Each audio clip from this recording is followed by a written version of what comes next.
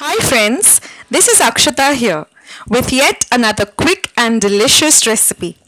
Today I'll be showing you a recipe called Pithla, which is a Maharashtrian recipe.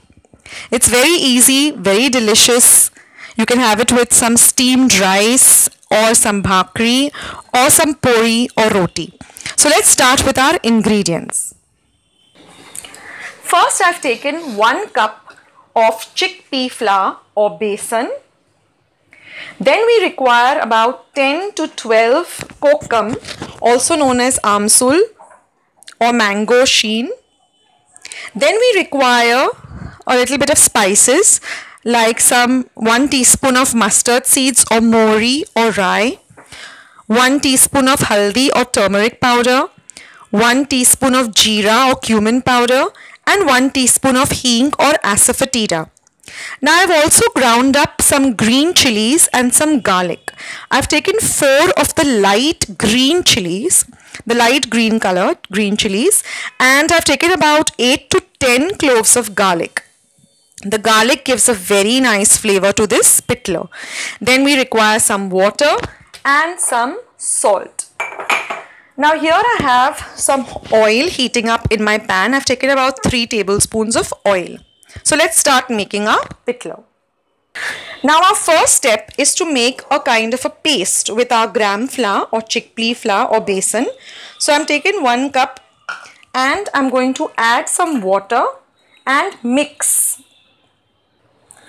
So we'll add a little bit of water and make this into a smooth paste without any lumps. So I've added about 1.5 cup of water, and we do require more water in our recipe as we go on. So here we have a paste of our chickpea or besan with some water.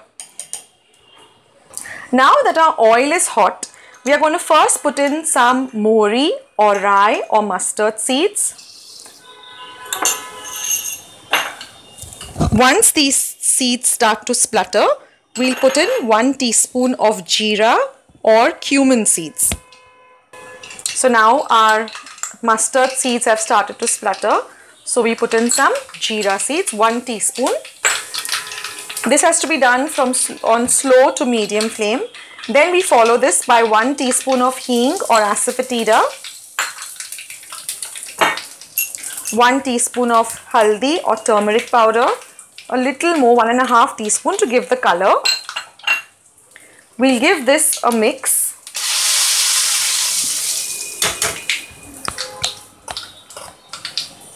Now we will add our green chilli and garlic paste. This gives the pithla a very nice flavor. And give all of this a good mix.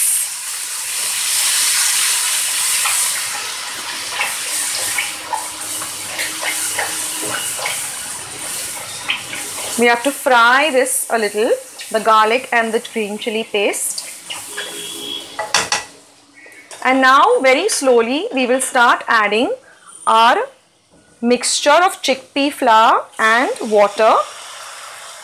And at the same time you can use a whisk and start whisking so that we don't have any lumps.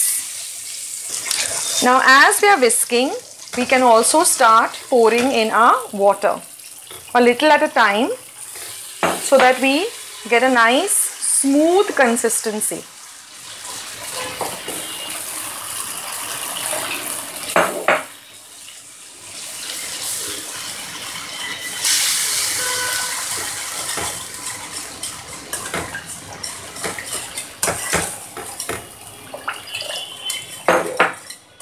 So I have added about 2 cups of water.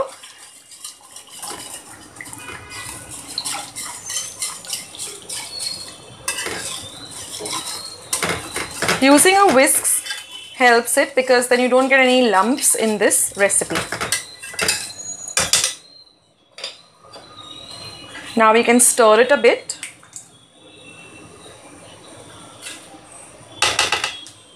Now we can add some salt. So I'm adding according to taste.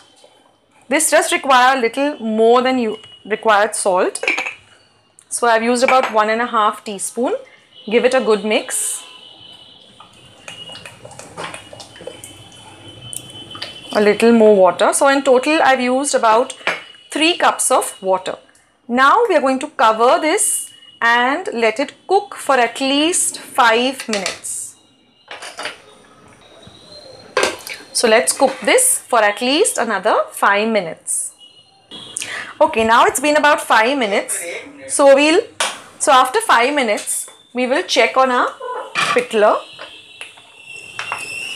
Now you can either make this into a very watery consistency if you want to have it with some rice, but I would like to make it a little on the drier side to have it with some roti. So I'm not adding any water at this point, but if you want to make it little more on a curry or watery side, then you can add a little bit of water, say about a cup of water, and put it for a boil. Now at this point I'm going to add a kokum or amsol or mangosteen. This gives it a very nice flavor.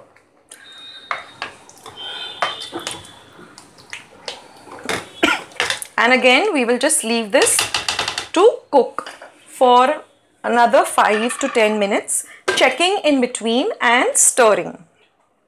Friends, now it's been a good 10 minutes. I have stirred this on about 2 occasions, and now you see our Pithla is amazingly done.